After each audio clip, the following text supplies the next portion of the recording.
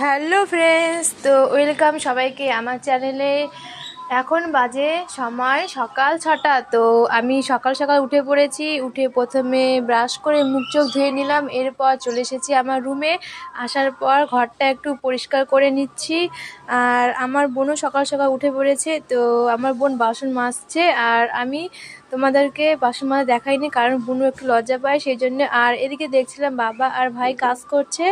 তো ভাই ply set করছে, তো বাবা দেখিয়ে দিচ্ছিল আর ভাই সেই রকম করেই কাজ করছিল।